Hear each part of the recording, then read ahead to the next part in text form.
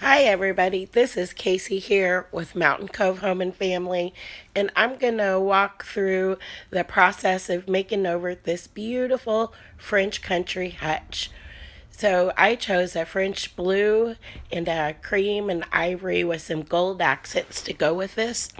We purchased this hutch recently at an auction, and it was a warm cherry wood brown, but I wanted to lighten it up and give it kind of a chateau, old world European style makeover. So this is what it looked like before. And before I started painting, I gave it a thorough cleaning, and then we removed the hardware, and I started with this French country blue. The paint that I'm using is a chalk paint, which adheres well to about any surface. And this is a Dutch Boy chalk paint. I frequently will use Dutch Boy because it's easily accessible. I can run to my local builder store and pick it up. So this is a base coat, and I'm not trying to cover every inch, just the majority of it. And I went ahead and did a little wet distressing with just a cheesecloth, dipped in a little bit of water and wiped it a few of the edges just to let some of that wood show through. So this base coat was just a really rough draft, so to speak. It's just getting it on there. And now in this step, I'm going over it with a kind of a dark ivory or a light beige. You may call it a cream. And again, this is Dutch Boy. So I'm going over it and then just painting it on and then coming back with a damp cloth and wiping off about 80% of what I painted on. And that is to provide a layer of paint, a layer of color. And you'll see we're not done with the layers at this point. There will be more to come, but I wanted some of that agey kind of white and blue mixed together and just showing through. So this was after the second coat. And now I'm going back, and on this coat I am applying the same French blue really lightly all over. And again, not trying to cover every inch, but I'm toning down that white that went over it just a little bit.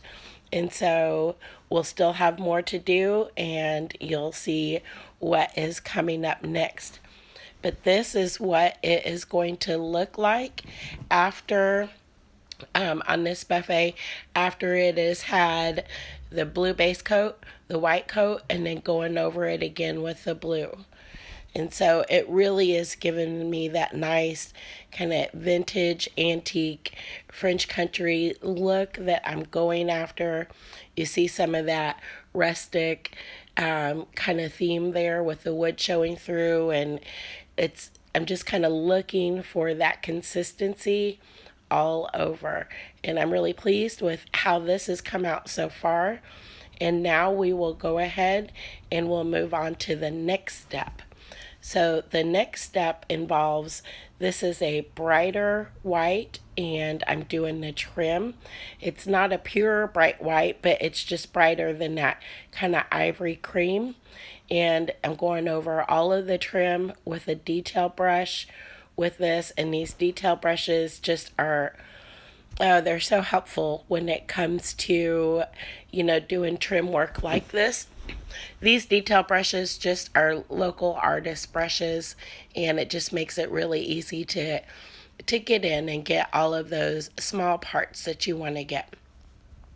And so once this step is over of getting all of this trim, then I'm going to go through and I'm going to apply a clear wax over all of my white, because this white is such a bright white, as you can see here, and that bright white looks too crisp where everything else is kind of antiqued and aged a little bit. So I don't want such a new looking color. And so now I'm going to go over it with a clear chalk paint wax, and I think this is a Krylon wax that I'm using just from our local Lowe's store, and going over the white with the wax will allow me to go back over it with a like an antiquing glaze.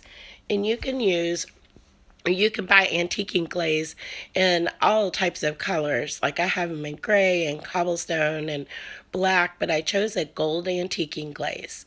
So here, this is the wax going on. I put it on with just a little piece of foam and then wiping it off with a cloth. And you're just really kind of wiping off the excess wax. And the reason I'm doing this is that if you apply the glaze over your white, the white will soak it up really well. So, kind of too much. And so, putting a wax on first just gives you a nice appearance without making the white turn too dark. So, this is the before and then the after. So the difference is subtle, but it sure does. It definitely makes a difference when you're going for an aged look. And that right there has the white trim, it's been waxed, and then it has a gold glaze over it. And so on this one, this step here, I'm going back over. I did a light whitewash with my dark cream color and just mixed cream paint in about 1/3 of paint with a cup of water with one, like a little bit of paint with about a cup of water. And so I'm just washing it on and washing it off. And now I'm using a gold metallic just to kind of outline some of the edges here to get a nice pretty gold glow that's real faded and antique looking. Just gives it a pretty vintage French appeal. And so now it is time to move on to the Hutch. I didn't film the makeover of the entire Hutch process. I did film some of it, as you'll see.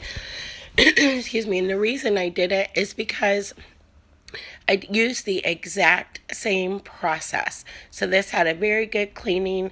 And I will say the most important step we did was taking the time to tape off all of the glass.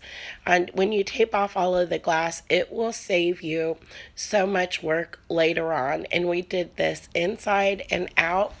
It probably took a good 45 minutes or more to cut everything and put it on inside and out, but it will save a lot of cleanup later. And so now I'm ready to go ahead and get started and give this Hutch a base coat of the same blue. Getting all that detail is just, it can be fun to do, but you really got to make sure you get under all of the edges.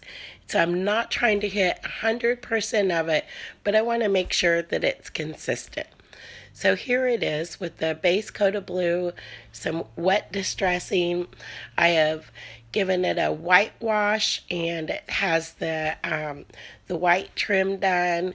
And I'll just go ahead and repeat all of the other steps that you've seen take place with the buffet.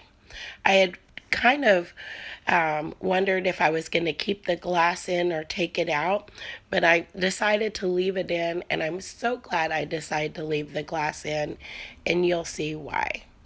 I had considered it being in an open face Hutch, but it was just too elegant in its natural state, and so we kept it that way. And I loved like the grand vintage French style that it ended up looking like. And so this piece really turned out to be everything that I'd hoped for and a lot more. It was so much fun bringing in the stage. This picture is a little dark because I turned off all of the lights to try to avoid getting like a super glare on the glass. So, but staging this piece, I used some pottery and some old white dishes and some greenery and just some old floral pieces and kind of that vintage romantic French look, kind of warm and light at the same time. And so that's the look that I was going for. I will say that this piece is going for sale on Etsy. And I'm looking forward to seeing whose home it will wind up in. It was just a true joy to work on. And I think like some of the key parts that helps to make this piece shine in the way that it does is the different taking the time to use the different layers of colors and taking the time to do the antiquing glaze and, the wax. It just all makes a really big difference in how it comes out. I hope that you have enjoyed this video. Thank you so much for walking through it with me. This is Casey with Mountain Cove Home and Family. Don't forget to subscribe because we'll have a lot more videos on furniture makeovers. Have a good day.